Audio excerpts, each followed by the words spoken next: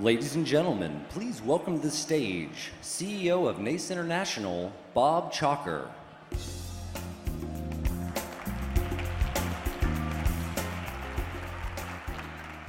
Good morning, everyone, and welcome to Palais Macomb. No, Montcalm. Let's try that again. Good morning, or good afternoon, everyone, and welcome to Palais Montcalm. My name is Bob Chalker, and I am the CEO of NACE International. Before we get started, let me introduce you to Chris Peterson and Karen Staples, who on behalf of our friends and partners of Salt Lake City Convention and Visitors Bureau will be updating us on a few recent happenings. And I do want to take the opportunity to endorse Salt Lake City. Our organization, NACE, was there a couple years ago for our annual conference. We have about 6,000 attendees, and our members had an absolutely incredible experience. In fact, so much so that somewhat they demanded that we go back, and we're headed back in 2021. So we thank you very much and look forward to hearing what you have to say.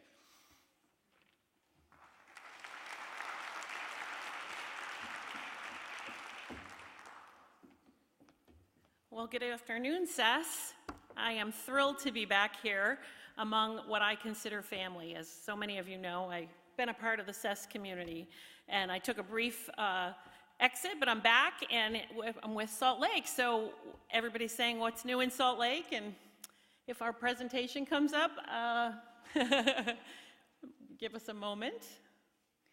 I'm new in Salt Lake, so we wanted to just give you a visual this year that I am with Salt Lake, with Chris, and our boss thought that we'd make a super team, so we don't have a, so there we are.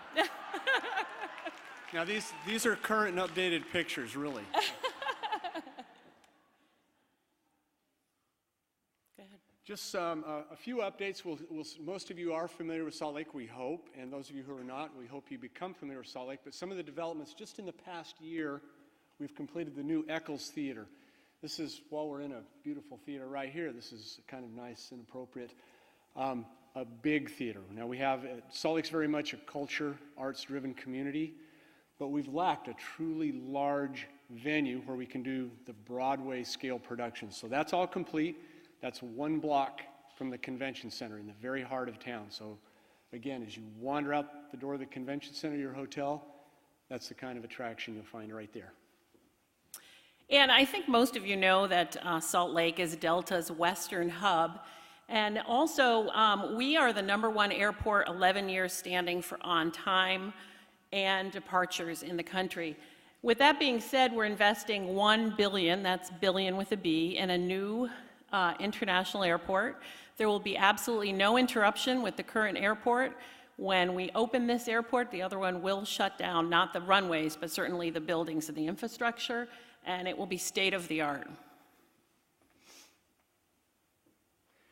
So when you get to any city, the first thing you want to do is find what there is to do. You want to go get a drink, you want to get something to eat, you want to shop. In the immediate downtown, we have 170 brew pubs, bars, places you can go have fun and get a drink. You want a drink, you walk in, you get a drink. Very simple. And we do, it's been really fun. I think a lot of cities have really come forward over the past few years. Food and drink matter. They matter a lot more, and luckily Salt Lake's become a great scene for that. So again, as you walk out the door, you'll find those places. You don't have to look hard. And most of you have been out to Salt Lake over the last year when you were there for ASAE, so we thought we'd just give you some of those updates. One of the things that is new to ASAE that I think is interesting is that we are their new official innovation partner. And this will kick off this coming year with Sundance. The Sundance Film Festival, primarily people think Park City, but a large part of that actually transpires in Salt Lake itself. And so with that being said, the Innovation Summit that coincides with the world-famous Sundance Film Festival will start to take place. And if you'd like to learn more about that, we'd really invite you, if you're going to be at ASAE in less than a month, here again in Canada, to stop by our booth and speak to our Vice President or CEO, or you can speak directly with ASAE.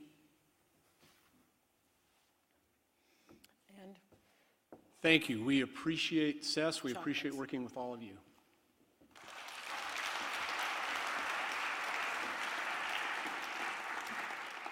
Thank you, Chris and Karen. And as I said, our members just had a great time in the city. The restaurant, the food, and yes, the bars were a lot of fun. So we truly enjoyed ourselves.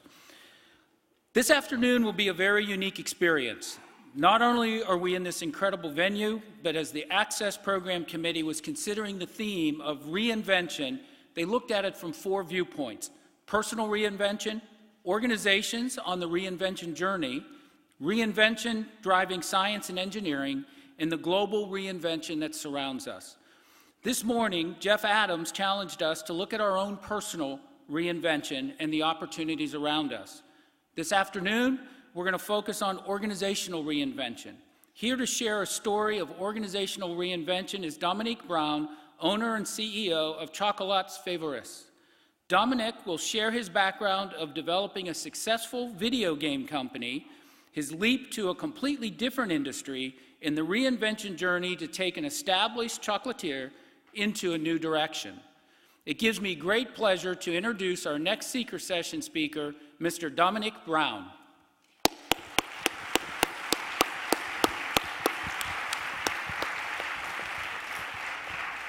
Hey, thank you very much. Hi, everyone.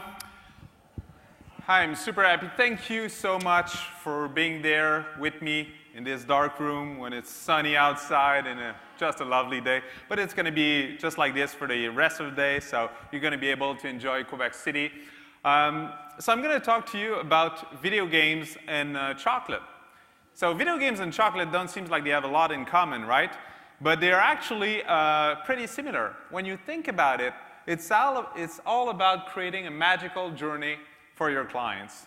And it's something that has always been within me to do that, to create magical experiences. And I've always been doing that with one focus, and one focus only, is to conquer the world. In everything that I've done, I wanted to conquer the world. And what does that mean? It actually means to do everything you can to reach the top and go international on a big scale. It's very important. Like, for me, being number one, it's not ending in the top 10 or even be a good second. It's to become number one in your industry.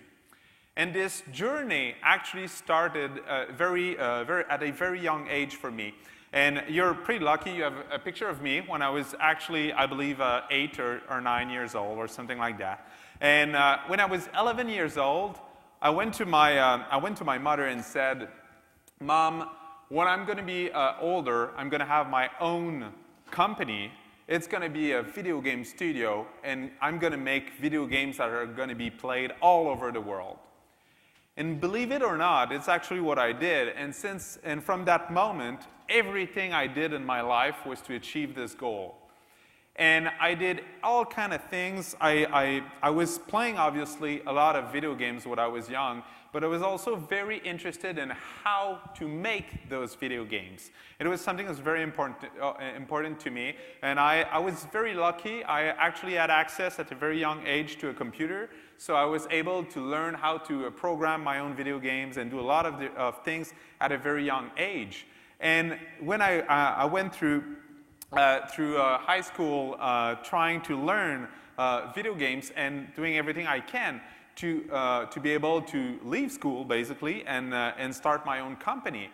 And when came the time to pick a career, I thought, okay, well, I was pretty good at drawing, actually, and I was also pretty good at programming. So I thought, okay, let's go for programming. It feels like it has a much better future. And so I looked at the different programs, and I thought, okay, let's go into computer science. So I did that and studied in computer sciences. But eventually, I got a letter from my school that informed me very politely that it would be better if I would not show up again. That's cool.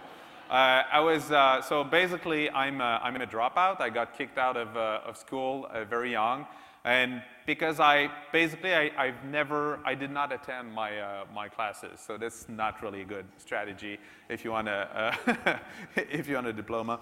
But so basically, what I was doing, I was not out there partying with my friends or anything. I was actually studying how to make video games on a little thing that was called the internet. That had just started then, and actually it was really good because it was kind of a geek fest, the internet back then, and you had a lot of information about how to program video games. While when I was in school, I was actually learning about how to program databases and computer mainframes and all kind of things that I thought were pretty boring. So I was learning what would be my future business, my future trade. So unfortunately, because I got kicked out of school, I ended up not working in video games, almost, because I actually ended up being like a full-time supervisor at an arcade parlor. So, not far from here, actually. It got converted to like kind of a Maple store, I believe, now. But I was super happy. I was really excited about this job, and I was happy about it. I was at minimum wage, but still, I could talk about video games all day with the customers. I got to look at video games all day, and plus, I actually had a pretty good schedule that allowed me to do my own things, which was to program video games. And I was dreaming about getting into the video games and how to do that, and at the same time, I was actually pretty happy where I was, so I got really comfortable there. And eventually, one of my uncles told me that there was an opening in a video game studio that was in town. That was the only video game studio in town. And I thought, okay, well, I'll give it a try. And that's the first time that I basically went to my boss and I said, okay, I'm quitting, and I'm going to have this, get this job. And that was the first, and I did not have the job, just to be clear. So, but that was the very first time that I basically jumped without a net. And that's something that I did again and again and again afterward, because that's really when you give your best to achieve anything. And I knew that I was too comfortable, and if I was gonna just send out resumes and things like that and staying at my job, I would not give all my 100% of effort in this. So that's the first time I did it, and I did score that job, and I started in that video game studio based in Quebec City. It was really cool. I got to work as an engine developer on a lot of video games. I was 18 at the time or something like that. So I programmed a lot of different, 3 different video games on PlayStation back then. I programmed a lot of different tools and a lot of the different things that were used in the company. And after about, I would say, a year and a half, the president of a company called a group meeting and informed us that the company would move to Montreal, where the real video game development would be happening, and or so-called real video game development would be happening. And he told us that there was no future in the video game industry in Quebec City, and the company would move in about 6 months. So I thought, okay. For all the last, I would say, 3 years, I had been working on my own project for what was left of my 24 hours a day schedule. I was working on that project, and I thought, okay, well, it's the time, if it's now or never, that I'm going to launch my own company. So I did. Again, I went to my boss and said, okay, I'm going to leave the company, and I'm going to start my own project. I did that 6 months before they moved. And the president of the company came to me and said, okay, what if we double your salary? And I said, no, there's no way. I want to be fully invested in this project. And he said, okay, what about we double your salary and allow you to work half-time at a company and then work the other half on your other project? And I thought, okay, well, that's interesting, but no. I know how I am. I'm fully committed to something or I'm not. So I said no, and I went to start my own company. So for the following months, I work on my business business plan And I ended up recruiting a few of my colleagues just before they moved to Montreal and started basically what was the first and only video game studio in Quebec City, in those incredible offices that were basically in the cheapest part of town here. And it was really very, very crappy. Actually, we did not have a door, and it was in a part of town where the city was reinvesting money, you know, to move like tech industries over there. So like I would come to the office and find people drunk in front of my office.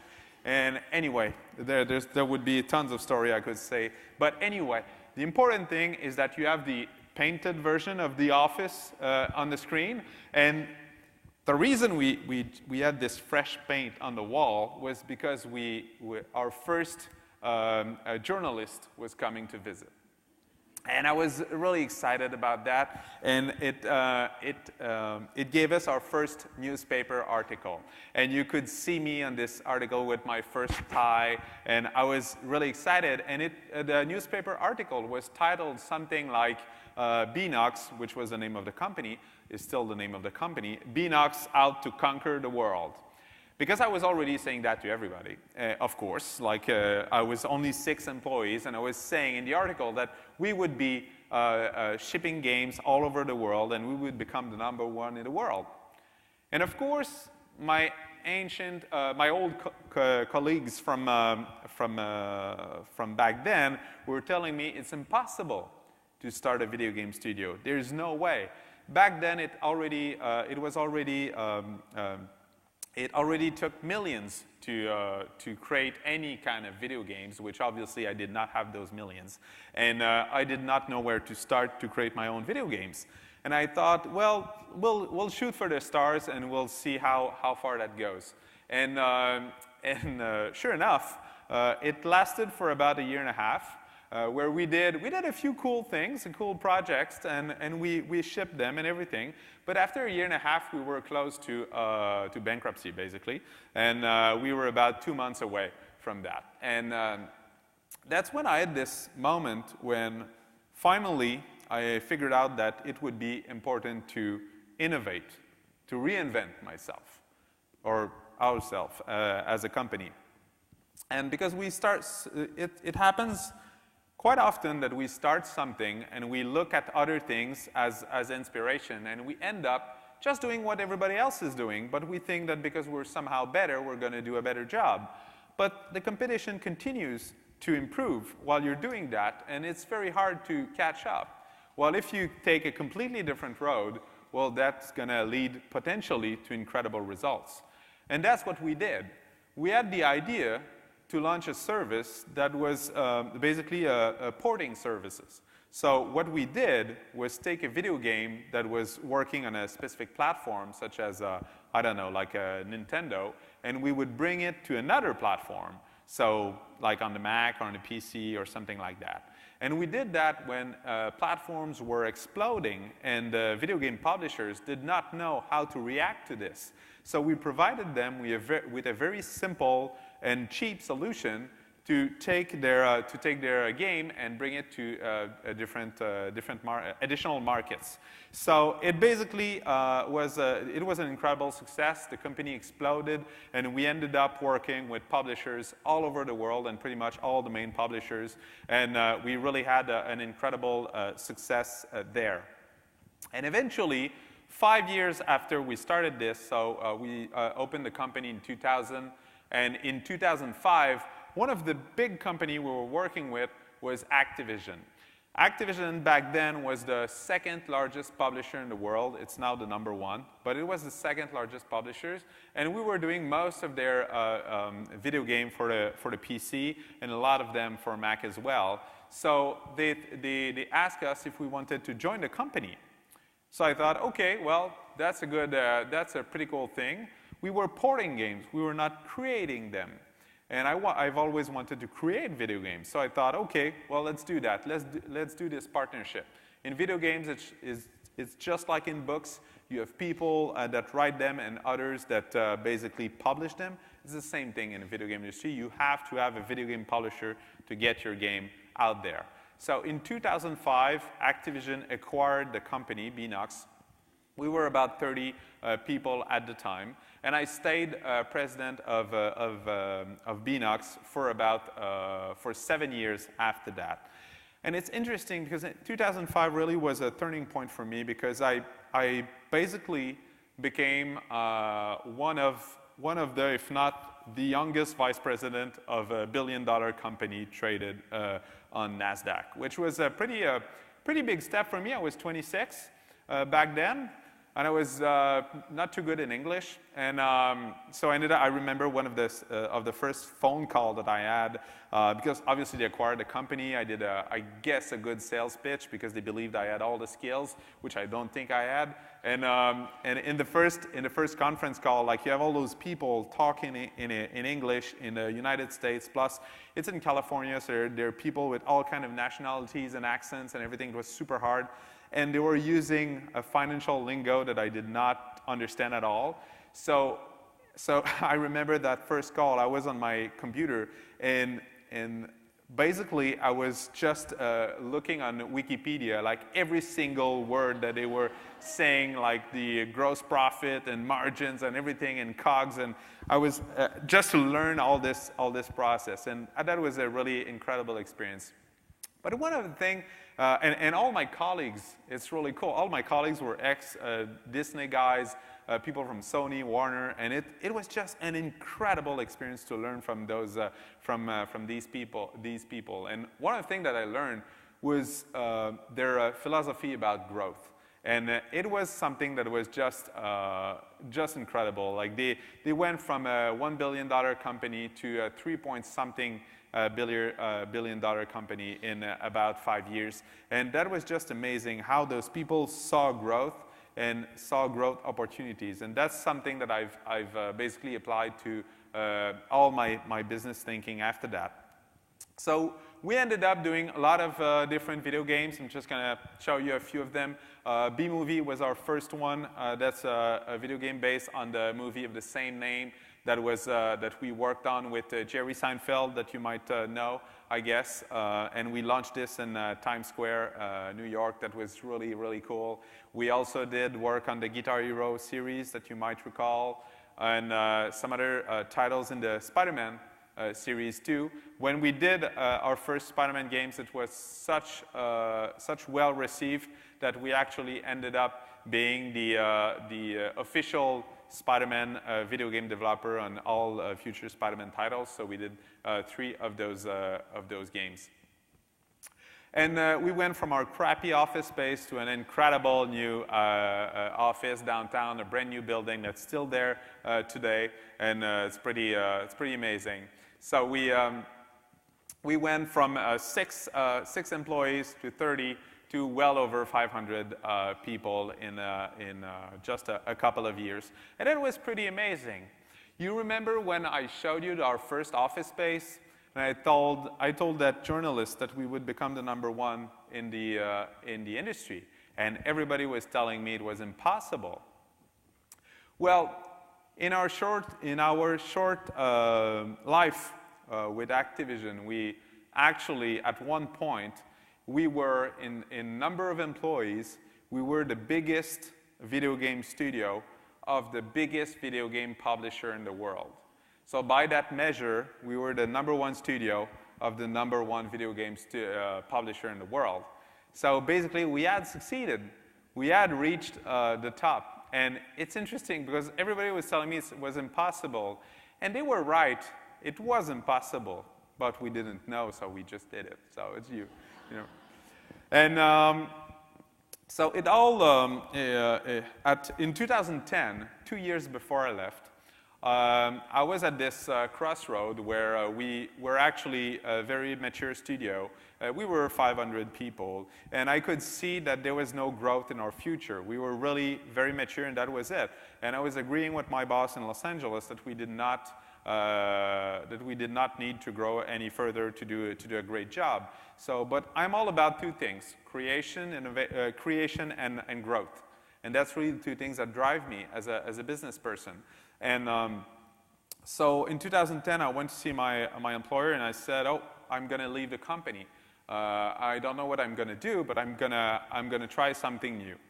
And we had a big discussion, and they said, okay, well, we understand you're an entrepreneur, so you need something else. You need a new challenge and everything. What about you ship 2 additional Spider-Man games, and we give you the opportunity in the meantime to invest in another business, as long as it has nothing to do with the video game or the technology world. I thought, okay, well, that sounds nice. Let's do that. So I signed for another 2 years. And back then, I was living on a small island in the middle of the St. Lawrence River over there, the Île d'Orléans, or the Orleans Islands, I guess, which is a very nice place. And on this island, there's this really big chocolate shop, which is incredibly popular, and I was living right next to it. And I thought, okay, well, it's something that's pretty good. I was already a client, and they were famous for their ice cream dip into real chocolate and their artisan chocolates and everything. And I thought, okay, well, the retail industry always was very appealing to me. So I thought maybe that's how I'm going to learn. So I go knock on the door, and I'm very lucky because I found out that the owner of that place was looking for opportunities to sell the business. So I thought, okay, let's do that. So in 2011, with 2 partners, I buy the place. And initially I thought, okay, well, that's going to be a nice plan for retirement. It's going to be fun. And of course, it took about 2 months, and I thought, okay, well, let's go out and conquer the world with this. It's incredible. We need to grow that thing, and that's going to be fun. So the first thing I do, obviously, is to look on the other side of the bridge that goes to the island. And in Quebec, there was this place called Chocolat Favori, which was there were already 3 locations. 2 on the North Shore and 1 on the South Shore in Lévis, where everything started. And the place was known for pretty much the same thing, artisan chocolate, but they were super famous for their ice cream, soft ice cream, dipped into real chocolate. And it's really incredible if you haven't tried it. It's really something that is completely unique. So they launched that in 1996, and they just had people from all over the province coming to their store because of this. So I thought, okay, well, maybe they are for sales. Who knows? So I went there, knocked on the door again, and ended up finding, again, people that wanted to sell their business. So in 2012, I acquired Chocolat Favori in their 3 locations, again, with no big plans, just to have fun and learn about retail. And then, in 2012, I decided to leave the business. And that was kind of an interesting year for me. We had a pretty rough year, and at the beginning of the year, I went to my boss and said, I'm going to leave the company. I want you to know about it. I'm not going to renew my contract at the end of the year. And for the entire year, my bosses were sure that it was just some sort of tactics to get a higher salary or something like that. Because you have to understand that to be the studio head of a video game studio in the industry is the job that you want. And if you want to be one of the studio head of Activision with the #1 in the world, there's pretty much 10 or 12 openings, and that's it. And people tend to stay very long if you're any good. And so in their head, that was absolutely impossible that anybody in their right mind would leave that position. So I ended up 3 weeks before my final date. I told them I had to show him the plane tickets actually so that he anyway he believed me. So I left. I eventually left the company. But you have to know that when you're in those kind of companies, you have to sign contracts that include a non-compete agreement. So I had a non-compete clause for a whole year. So I had to find something to do for an entire year. And I ended up going to Hawaii for a trip, and it was really fun. And then I came back in my place on a Monday morning, and being on vacation and having no work is not exactly the same thing. Like when you're not working, it's not, you don't enjoy your vacation so much. You have nothing to look forward to. So I ended up like cutting the grass and doing all my things. But by 12 o'clock, I was pretty much done, you know. And I don't understand how people can. Anyway, so anyway, by 12 o'clock, I decided I'm not going to do that for an entire year. That's absolutely impossible. So I thought, okay, well, I have this company, Chocolat Favori. Well, maybe there's something to do with that. So I have a whole year. That's going to be fun. Let's have some fun. And so I decided to leave basically this office space that was bigger than my first apartment, that was pretty ridiculous. And I ended up being there. That's my first office space in Chocolat Favori, where I started in January. And that's super cold in Quebec in January, and we did not have heating or anything. So I was working on my desk after having built my desk, because there was no such thing as a desk over there, and we did not have internet either. And when I came my first day, I thought that I would send an email to everybody to kind of tell them about my vision and what I wanted to do with the company. So I asked somebody, how do I do that? And he tells me there's no email over here. Oh, okay. So how can I do that? Well, you can send, he points to kind of some sort of machines and tells me this is a fax. And you need to use that and then send that to the different locations. I thought, anyway, I can, there was a big shock, a big culture shock for me. Anyway, I thought, okay, well, let's start from the beginning. And the first thing I did was to look a bit further maybe into the numbers. And one of the things that I found out was that for 3 years, the same-store sales were actually going down, which was, for me, troubling. We also had we had a unique context for acquisition. I acquired the company from 50 different shareholders. And I think it's the legal limit, actually. And most of those shareholders were still within the company. So everybody was thinking that they knew how to run the company better than me. And that was a very troubling context. I also had, from my perspective, Chocolat Favori was a great shop, a great place. But it was a very traditional store. Like when you walk into the store, sure, you had the ice cream dipped in chocolate that was really amazing, but the store itself was not giving away an incredible experience or a pretty unique one. So I thought, how can we turn this around? How can we really create something that is unique in the world? I remember walking, at one point, I walked into a room where there was this meeting. I was late to a meeting with my directors at the time that were actually having an argument over some sort of, I can't remember what it was, like a kind of an ice cream flavor or something like this. And they were arguing because some other ice cream parlor, like 3 streets from there, was actually having the same kind of flavor, and they were wondering if we should have that flavor. I thought, what an incredibly boring discussion. Why do you focus your energy on that? If you create something that is unique and something that you can open on 5th Avenue in New York and be completely unique and incredible, why do you care about the guy next door? I mean, obviously, you're going to be able to be better than him. You just have to figure out something that is completely unique. And everybody agreed with that, of course. And it asked me, how do we do that? I thought, I have no idea. But I know this is what we have to do. We have to create something unique. And if there's one person in the world that's going to achieve that, well, the first step will be to try to do that.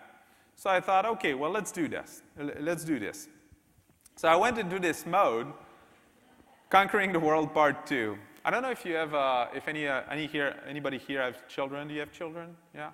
Well, I do. I have plenty of children. And I have four and soon 5, actually.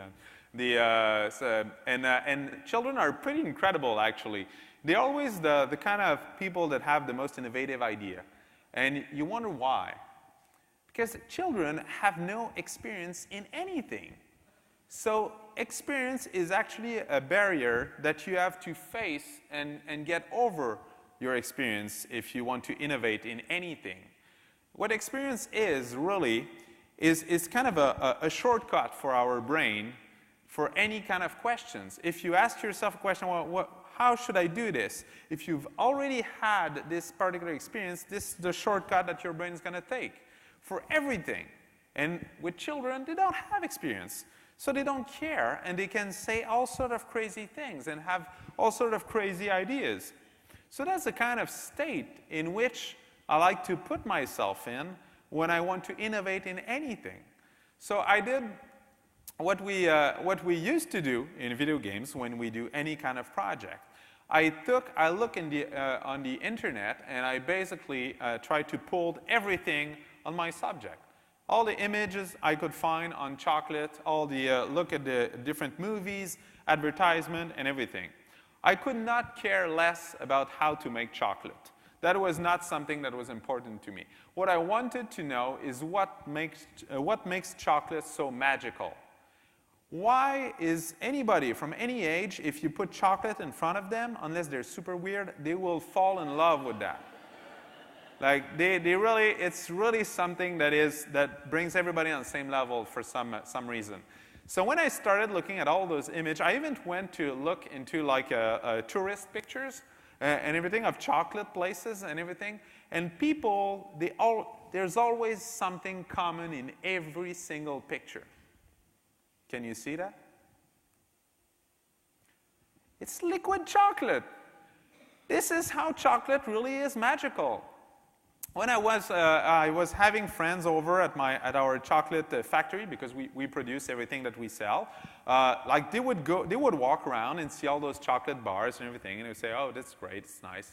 But when you end up at the end of the tour, there's this huge, how do you say that, like kind of pool of chocolate with a pipe with flowing chocolate constantly and everything. We really do have that. And then that's when their eyes go wide and they want to put their mouth under the pipe and everything. And this is the magical moment. So basically, from this point, we add what I call kind of our artistic or creative direction for our concept on how to reinvent the chocolate shop of the future. So with that one vision, we declined 3 objectives. We still didn't know how we would achieve those 3 objectives, but we know what we had to achieve in order to reach that vision of reinventing. The first one was obviously reinventing the brand. Chocolat Favori was a pretty old brand, and we had to pimp it a bit. And then we also had to, second, we had to create a unique store experience, something that was completely brand new, something that you would open on 5th Avenue and people would just walk through the door and fall on their knees crying as they think it's so beautiful and so incredible. And the third thing was to create a unique set of products. We wanted to have our own unique products, something that would bring people to our store. So we started, obviously, with the brand. So we had, initially, we had the brand on the left, which was full of different fonts for some example, for some reason, which kind of through the years got added to the logo, I guess. And there was this guy on the left, Philibert, which nobody in the company could tell me exactly what he was, where he was from, except for 2 people, and they were actually in disagreement. So I thought, okay, well, we're gonna go with something different, and it ended up being the logo on your right, a big and bright red logo, which is kind of funny because if you put all the logos from chocolate company on a plate, they're actually all brown, and somehow it took somebody named Brown to have a red logo. So anyway. So we ended up also doing all the packaging and everything to be super colorful, much more playful as I think what it should be in a chocolate store. The second thing was to create a spectacular store experience. So the first thing that we did, obviously, is that we had our creative direction, liquid chocolate. So we started thinking about it, and the first thing that comes to mind when you think about liquid chocolate is all the pipes. Like I had this idea of creating kind of a micro brewery kind of style of chocolate store, and we ended up starting to draw a couple of sketches, again, just like we did in video games. So we did different sketches, and in all those sketches, you can see all the different pipes and everything. And it's funny because at some point we had this meeting when I was being told by our designer that it was impossible to do those pipes, because obviously I wanted them to work. I wanted them to have a very specific color and shade and everything, and I had all those different requests on the pipes. And the meeting starts, and the first thing he tells me is that it's impossible. I ask why. He says, well, nobody is doing it. And I thought, oh my God, that's kind of the worst way to start a discussion or an argument with me. And I thought, well, that's precisely why we have to do it.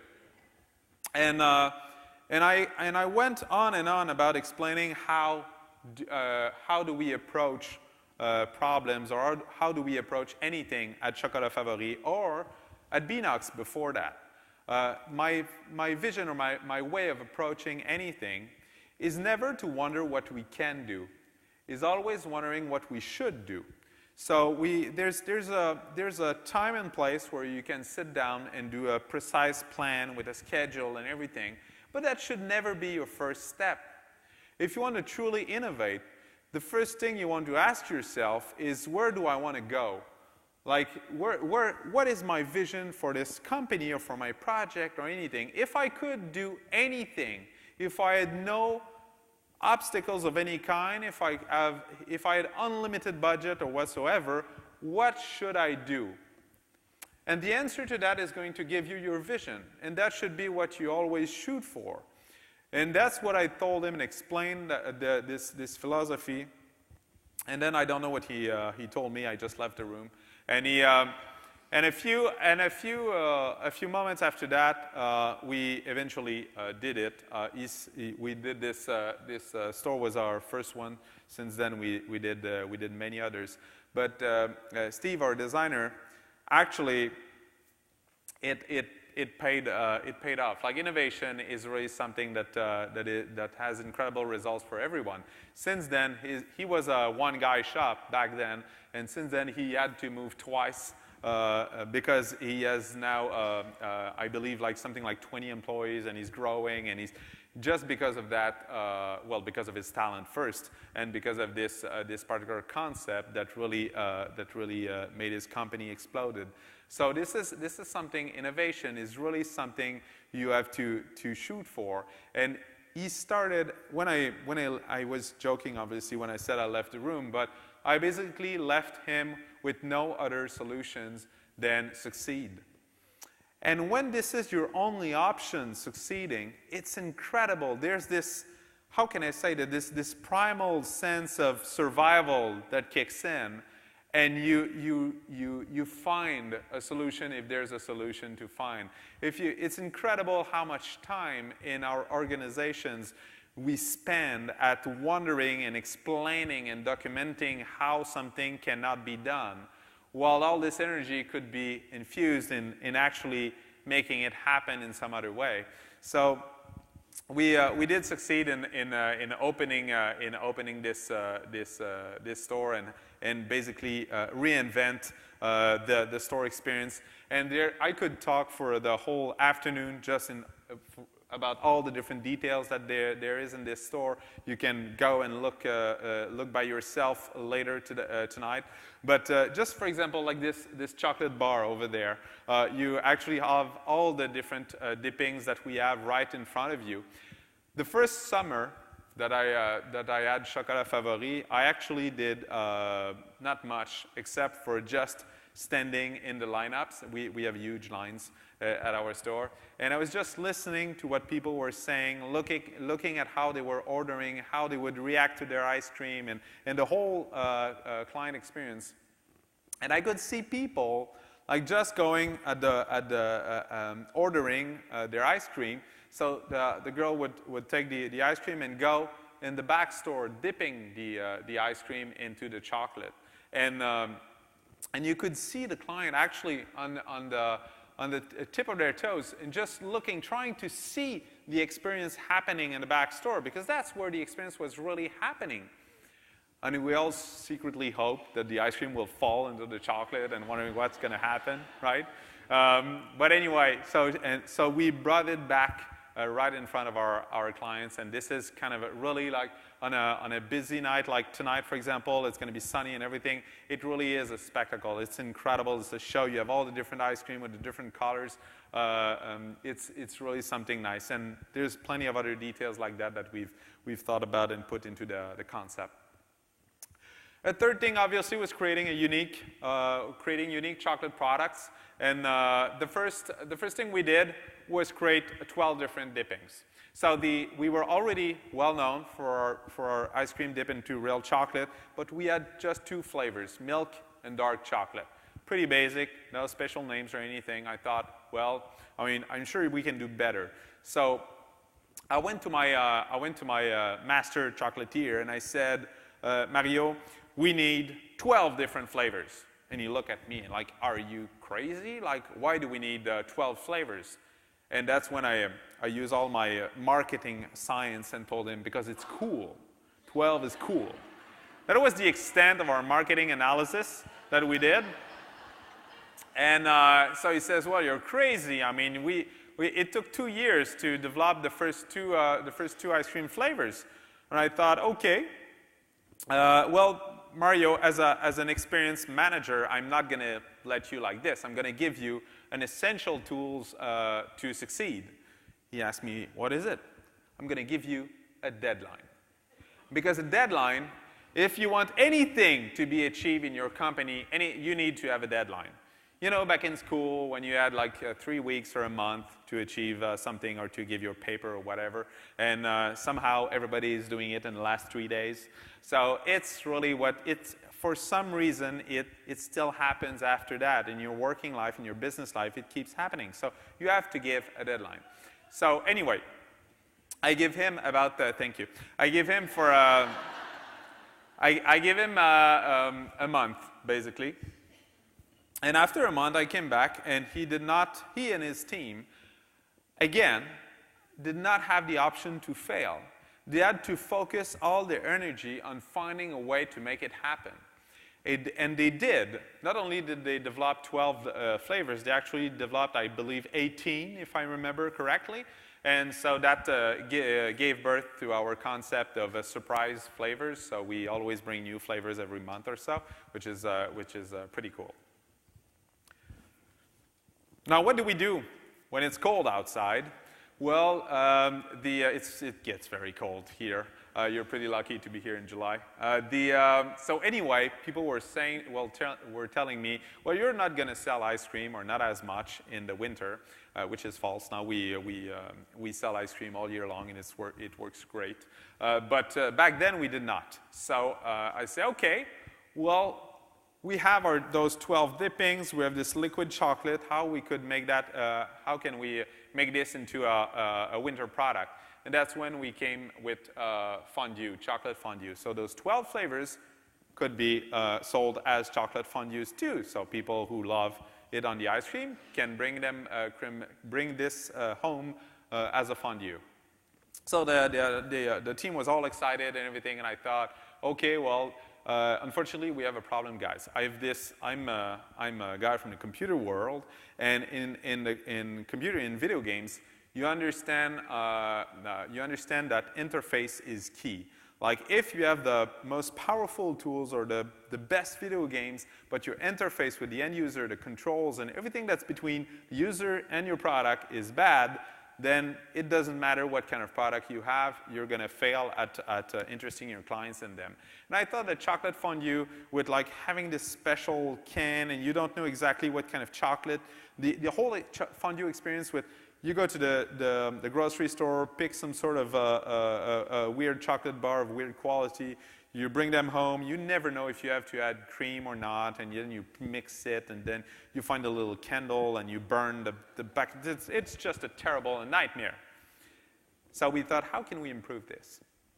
So that's when we actually launched chocolate fondue in tin cans. So you basically take your can, you put in boiling water for 20 minutes, and you open it, and you can eat it right from the can itself, or you can pour it into something else and everything.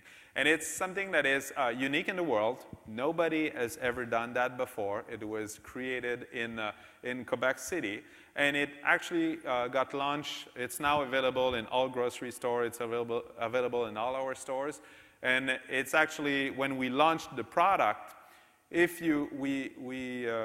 actually had better sales than all our competitors, like Toblerone and all this, combined. So we have a way more than 50% market share with this product. We're really happy. So we've started our world conquest. So we have people all over the world that is starting to send pictures with their fondues. It went as far as the Great Wall of China, in Ireland, in really everywhere. We have this huge map at the office where all our every places that our fondue visited. So we're super excited about that. Now I'm going to show you a small video of the concept with sound. Yeah.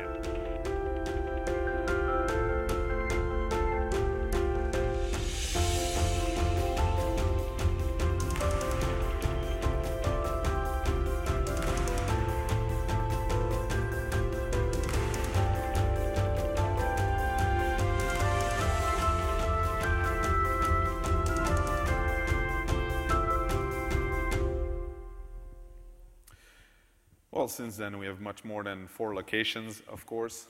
So what about the results of all this? So everybody were telling me that it was that in the retail industry, you were to look at like plus or minus 3% growth per year or something like that. Well, the first year, we had a 95% same-store sales results. Then we doubled our revenues every year since then. In terms of location, we now have 26 stores. We have 22, let me know, actually we have 22, yeah, 23, I'm sorry, 23 stores in Quebec. We have 2 stores in Ontario, and we have 1 store in BC, in Victoria, and British Columbia. So we're really excited. Wherever you are living right now, you're going to get a Chocolat Favori eventually, I'm telling you. In terms of employees, in 2012, when I acquired the company, we were 70. We're well over 1,000 now, in a bit over like 4 or 5 years since then. We also have our headquarters now in Quebec City. We have invested in a brand new building. It's a $5 million investment. We produce, we make everything that we sell there almost. We have 42,000 square feet. It's very, very cool place. It looks like a video game studio, actually. Since then, we've actually launched a couple of new innovation, and that's our latest one that just got launched July 1st. It's actually the cookie cones. It's very, very cool. So we basically take whatever flavors is your favorite, and we pimp it with a special recipe that is really very, very nice. So yeah, don't go for that if you have a big supper coming or dinner. Now that's one of my last slide, and that's something that's pretty important, is the team, really. It's all about the team. You may have the impression or the feeling that this all comes from me. There's nothing more wrong about it. It was the same thing in video games. I had incredible partners. Same thing in the chocolate industry. There's 2 partners there. One of them, Virginie, to the left, actually had experience in politics. I had experience in video games, and the other one was in the movie industry. So 3 people that had no prior knowledge to video game, to chocolate at all, or the retail industry. And all of us, we're now the #1 chocolate store in the Quebec province, and soon Canada and the world and everything, you get it. But but all of us had no prior knowledge. And this is very important. When I acquired the company, I told you that there were 50 shareholders who were still in the company. And all those people were sure that I had to spend years learning chocolate to actually, before I should start making changes. They predicted our downfall at every single thing that we did. The launch of the fondue was going to be a total failure. Our new logo would trash the company, and so on and so on. It's incredible. The people with that were the most experienced in the company were the ones that were reacted the most strongly to all of our innovation. Experience and innovation don't go well together. And that's something you need to think about and be aware of. Not to say that somebody with a lot of experience cannot innovate. That's absolutely not what I'm saying. But you have to be aware that both, in my opinion, are opposite. Thank you very much, all, and have a wonderful day in Quebec City.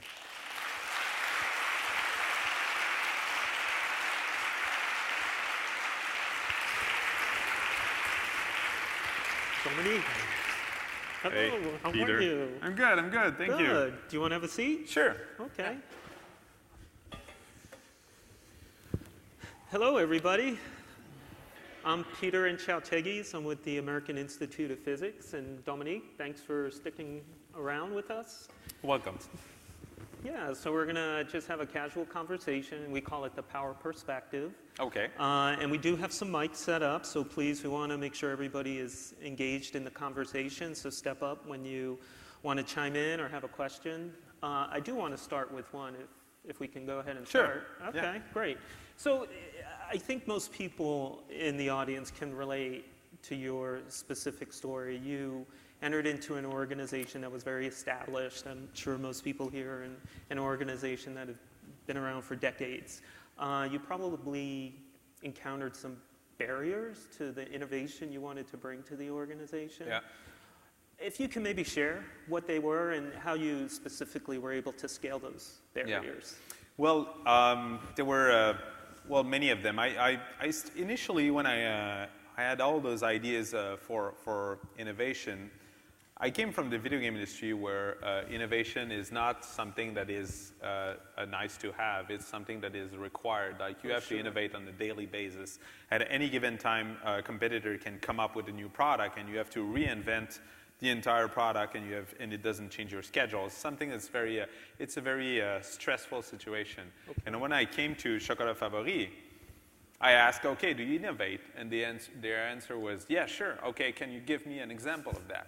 And they said, well, there's this box of chocolate, like the package.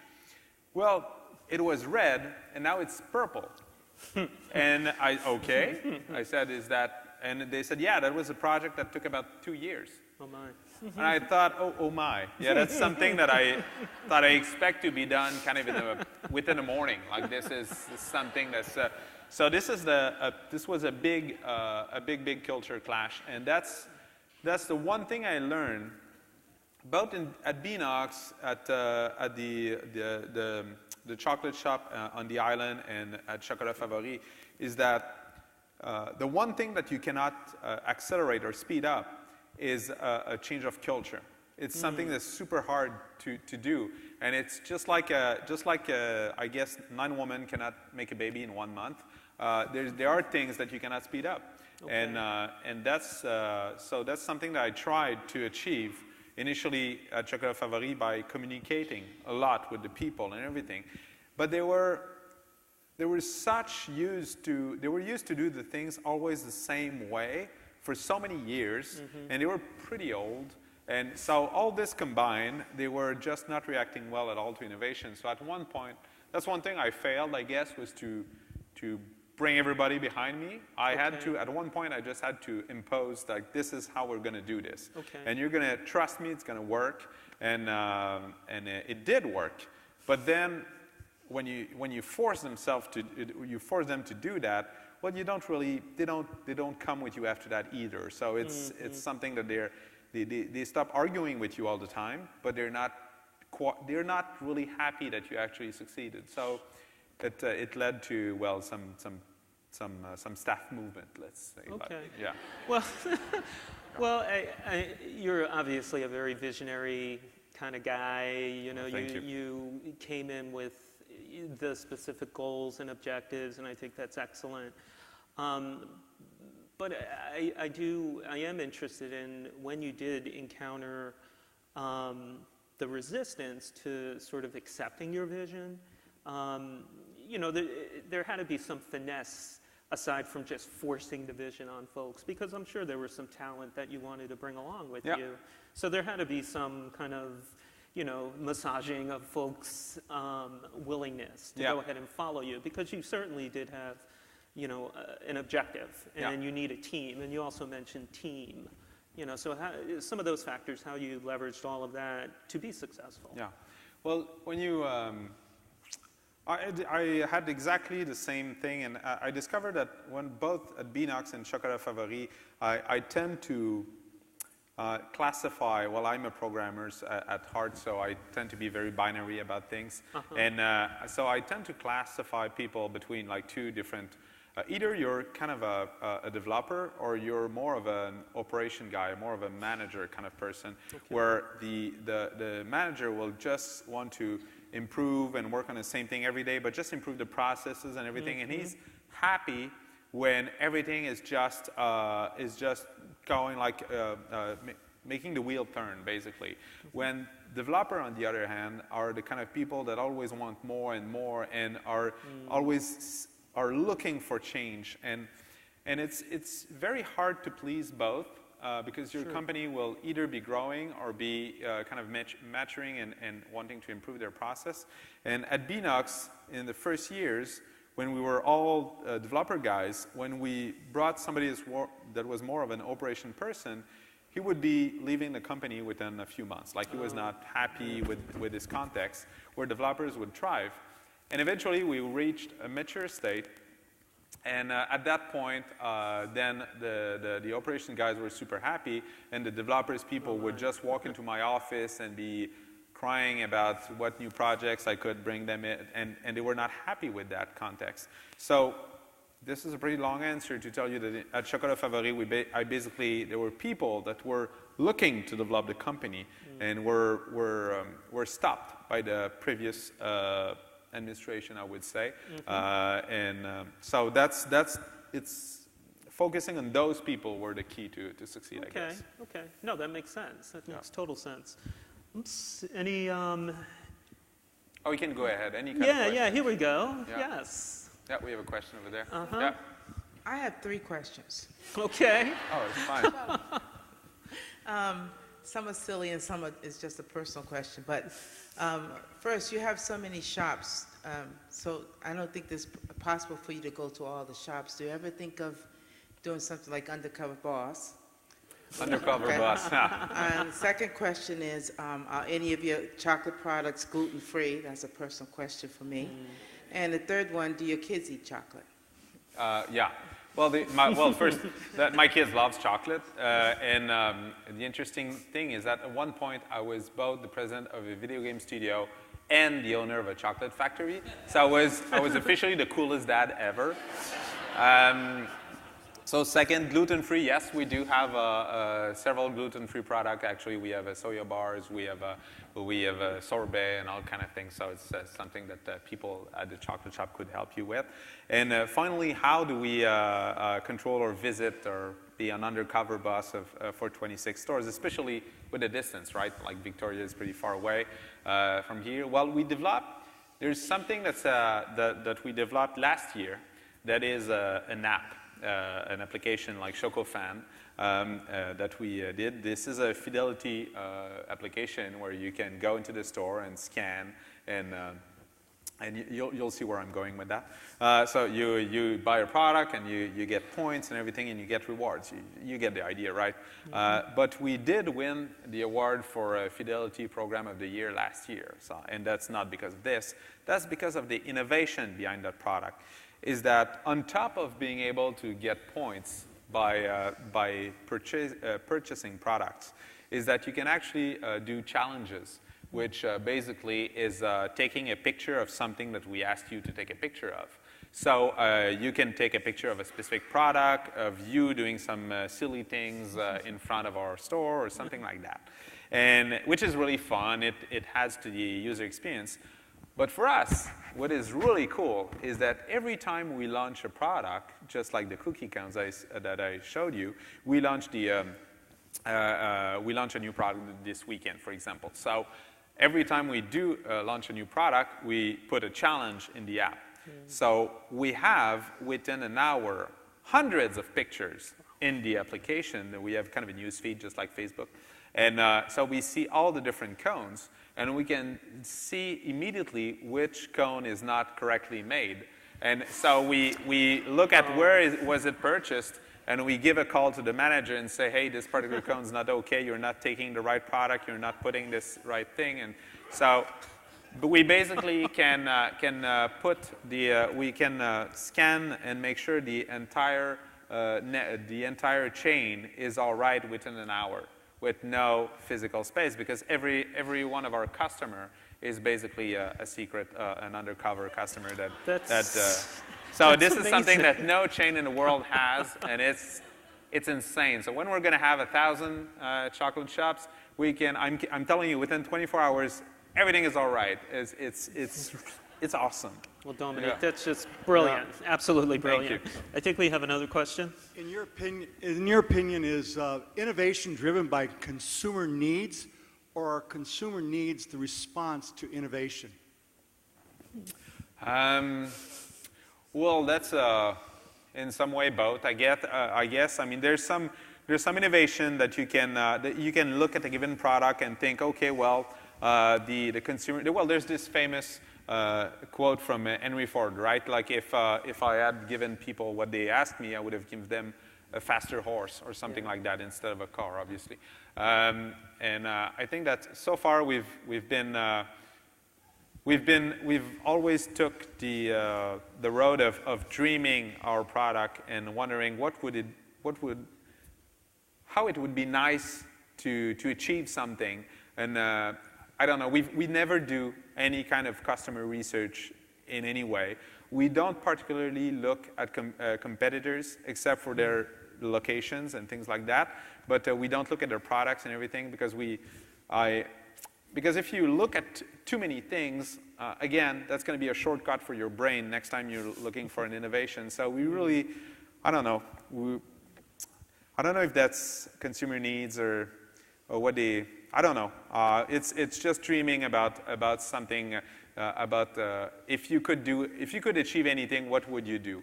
And we have a lot of ideas along those lines that some have been done, some have not been done. So, for example, this last Easter season, I thought we had those. We do chocolate mold for Easter that we sell, and we paint them by hand. So we hand paint all our molds. And I thought, okay, well, that would be fun to do with my kids. And I thought, okay, well, can we do that? Can we make chocolate as kind of an art form and give them kind of an artist kit for chocolate? So that's what we did. We launched kind of a line of product with chocolate, kind of a painting cup with a brush and everything, and it was incredible. Actually, our sales went through the roof for that. But again, we did not do customer research. We did not do anything. We thought, okay, let's do this, and then after that, okay, this must be possible. I mean, we went on the moon in 1969, I believe. I mean, when a calculator was this big. So I think I'm pretty sure we can do anything. So I don't know if that answers your question. I never have a good answer, I guess, to innovation. It's just something that is how we do things. We just dream about them, and afterward we figure out how to do them. So yeah. Well, I think that aligns with your whole visionary approach. You know, you rely on your feelings, your gut instincts, and you just execute them. Yeah. So I think you don't even see a barrier. Yeah. Maybe that. I think we have another question. Sure.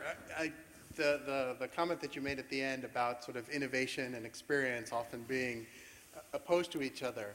So most of us are association professionals where many of us have volunteer boards that cycle in and out. And one of the challenges some of us face is people thinking, oh, you've been doing this for too long. You don't know what you're doing. I have all the new ideas. Yeah. I wonder your thoughts about ways that those of us who do have experience and know what we're talking about can try to channel that in the right way and try not to appeal to their sense of their thinking outside the box and we're not. Yeah. Well, it's something that the experience eventually you'll get to a point where you're going to be experienced in whatever you're doing. I mean, this is the same thing that happens to me with chocolate. I mean, this is not it's not as easy as it once was to innovate. And I guess that my approach to this, and it was the same thing with video games, is to try to put myself in a state where I'm daydreaming, I guess. And most of the ideas that we have them when we're in the shower, fishing, running, but certainly not looking at reports or analysis or things like that. I mean, it's when if you're overworked and stressed and always in operation and always having like a lot of things on your to-do list and everything, for me at least, it's super hard to get out of this. You have to be in a relaxed state, and you have to find a way to get out of all those shortcuts that I was talking about.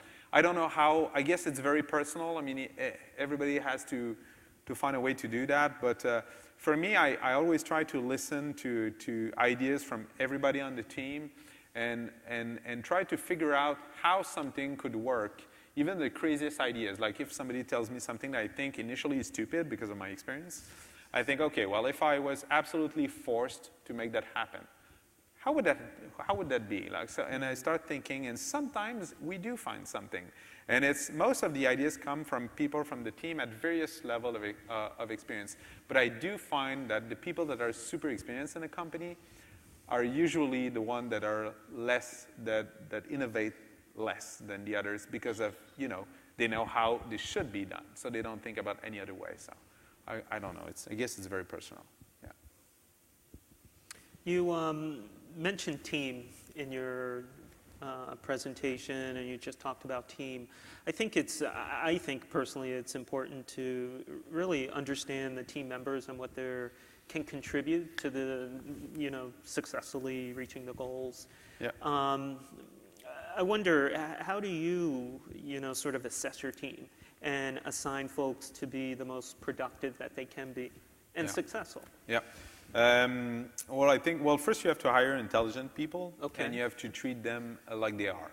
Okay. So it's when you hire somebody to do a job, you have to leave them be. Like you have to give them a lot of autonomy. That's something that I do with everybody around me. Like if they're responsible for something, they have to achieve this result, and I'm there to help them if they need help. Sure. But they're responsible for that. It's several years ago, I was at a conference where Tom Brady was there, and he was talking about how the Patriots were such a successful team and everything. And he was saying that one of the key to their culture is that every single member of their team, they never ask themselves if the other guy next to them is going to do the job or not. Mm-hmm. Like they always trust each other, and they know that this guy is going to do the job. And you can actually, when you look at a game at a football game, you can see that. Like you can see Tom Brady just looking around, and it looks like he just doesn't care about this huge big guy coming to him, because he trusts his team member to do their job. Uh-huh. And I guess that would be my philosophy. Okay. It's kind of an image to this is how I end up managing things, I guess. No, that's completely legitimate. I think trusting someone is can be very freeing, as long as they fulfill that expectation. Yeah. I think we have another question. Yes, thank you. You now have 26 stores in Canada, so do you consider, so it's twofold, do you consider your expansion in Canada is quite complete, or you still want more stores in Canada?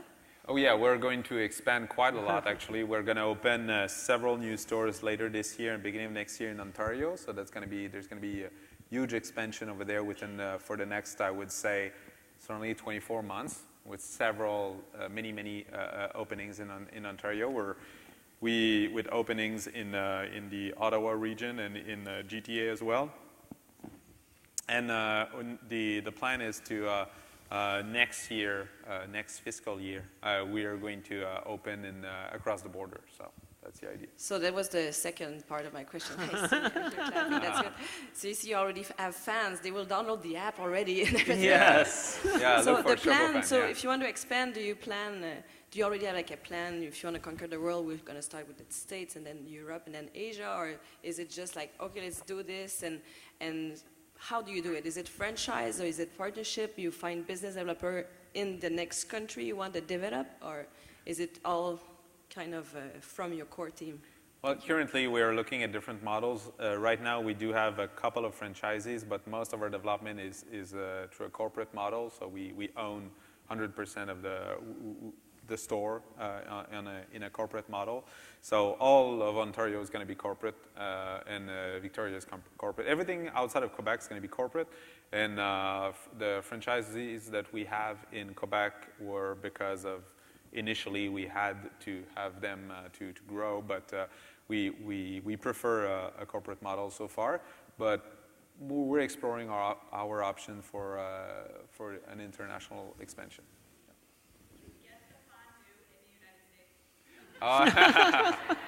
Right now, you can't. You cannot get fondue. So not yet. We have e-commerce, but we're not shipping to the United States yet. But you can get them at our store. We have a store on Cartier, which is a lovely street. Actually, you can look on our website. You're gonna. And you need, if you want to go tonight, I'm telling you that's going to be an experience. And you have a great street next to it with all different little shops. It's a very nice experience. Yeah. And you have fondue there. So you're quite the advocate for Quebec as well. Oh yeah. Yes. Yes. Yeah. Born and raised here. Yeah. Right? Yeah. Born and raised. Yeah. Yes. Yeah. And you never had a desire to leave. Well, no, I never had a desire to leave. I did have a few offers, especially when I was in the tech industry. But Sure. I always thought that, well, you know, if a city grows talent, and this talent always leave, it's not going to leave anything for the city itself. So some people have to stay and build businesses and everything. And I want to build international businesses with their headquarters based in Quebec City, and that's something that's very important for me. It's admirable. Good Thank job. you. Yes. I think we have a question. I'm in my happy place with this intersection of thinking outside the box and chocolate. This is perfect for me. I am curious about those 30 shareholders that you spoke about in the beginning. 50. 50. Okay, 50, that's right. yeah. The maximum you said. Yeah. So is that still like a chain around your ankle, or are they happy because they're now fairly wealthy with this, or have you bought them out? How have you handled that? And well, before you answer, I'm Yeah. going to sit down. I suggest your first place in the United States is Oregon. Oregon, okay. Thank you. I'll remember that. Well, those 50 shareholders.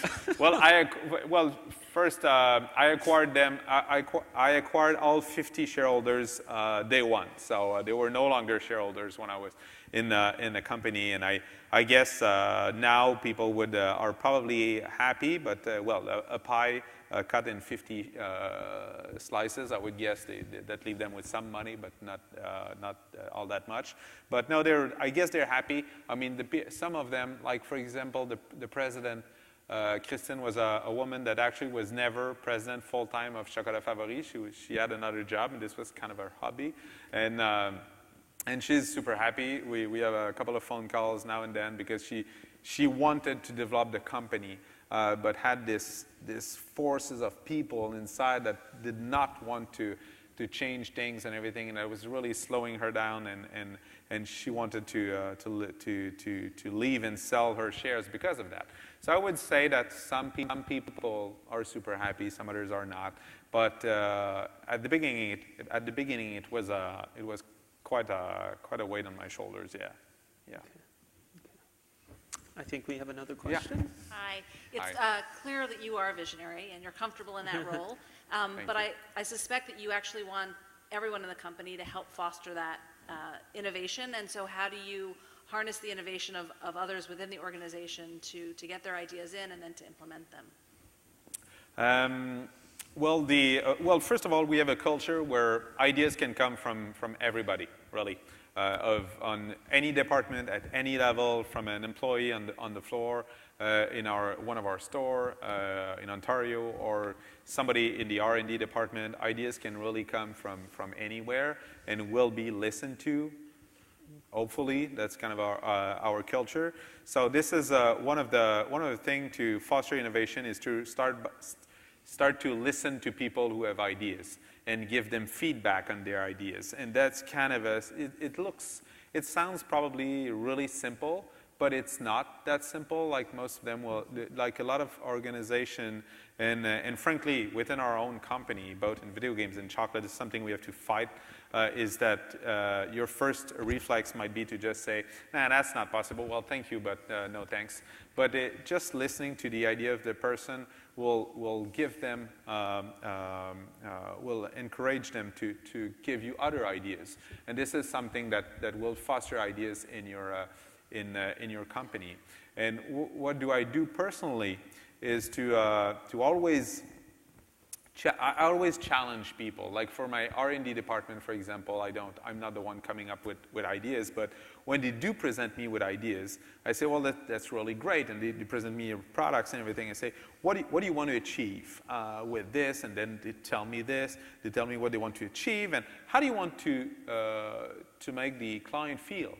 Okay, I want them to feel this way. Okay, so do you think your product fulfills this? Like if you could achieve anything, if you could do anything, if you had no like cost constraint or anything, what would you do? And they will answer me something else than what they just did.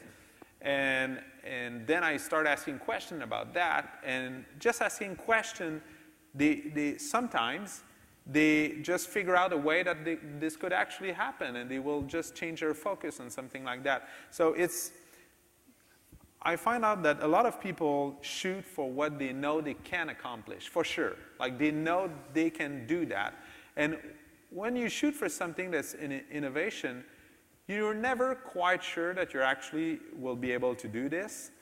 And this kind of brings it to the second part. Like there's the listening culture first. And the other part of the culture is to understand that or accept that failure can happen with innovation. And that's something very important. And you have to make people comfortable failing at an innovation, trying to innovate.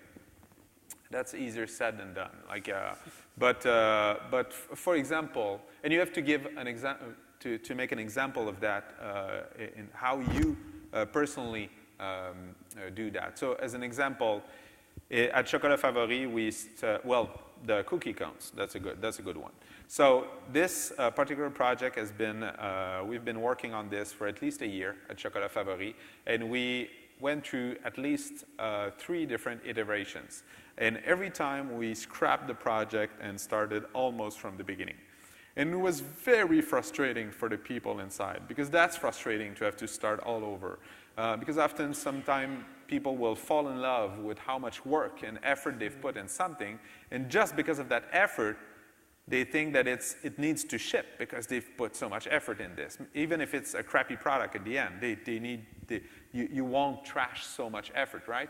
But it's something that in the video games, at least, you have to make your peace with that, because sometimes somebody will work on something for 2 years and it's going to end up not being in the final product, and that's very, very frustrating. But you have to be a team member about that and focus on the final product being the best. So cookie cones, at one point, the whole team presented me like with an iteration, And and they were all ready. Like, we were launching in 2 weeks. Like, everything was ready, the training programs and everything. And I just looked at how people in the room were reacting when they were presenting me this, and nobody was excited. Like, everybody was saying, like, oh, well, we're going to do that, and this is how it's going to be done and everything. And I started asking people, like, well, how do you feel about this product? Are you excited? Are you, well, I mean, it's okay, it's good, it's the best we could do.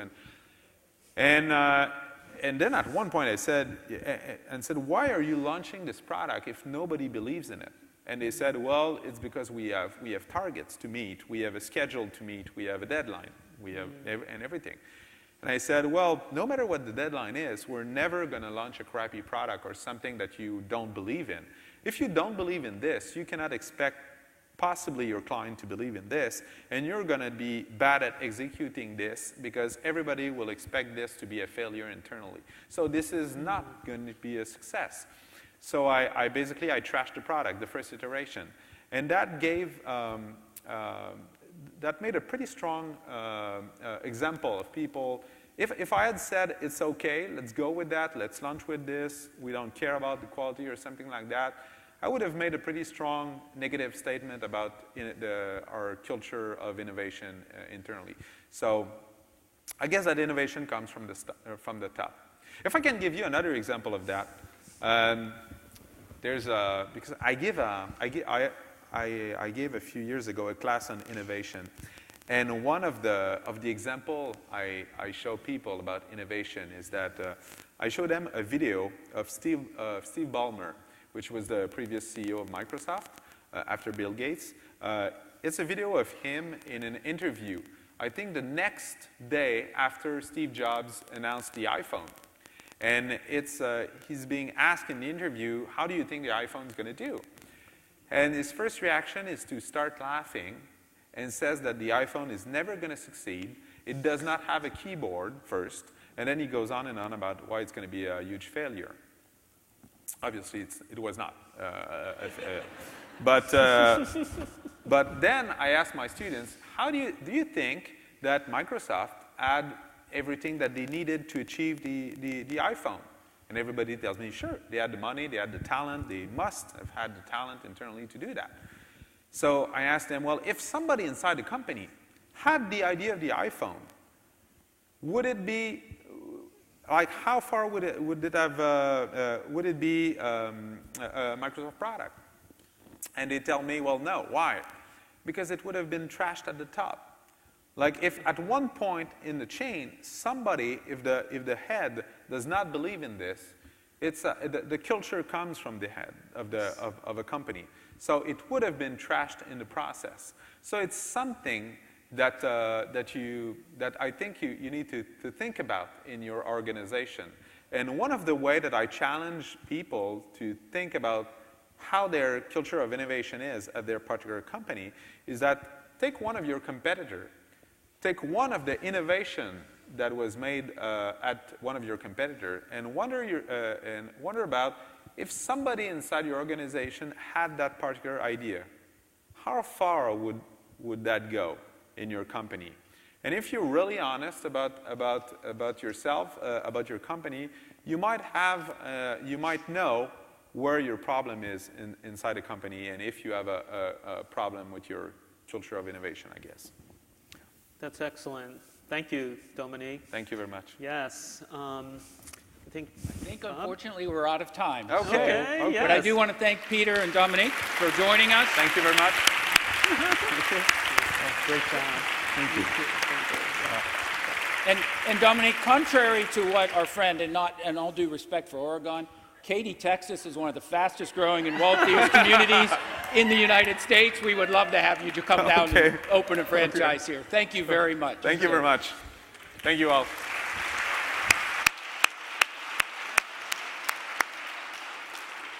I think we were all challenged a little bit to look at ourselves internally at how we approach innovation and what we do to encourage it, and I think times it limit it. So it was a great talk, and I greatly appreciate his time with us.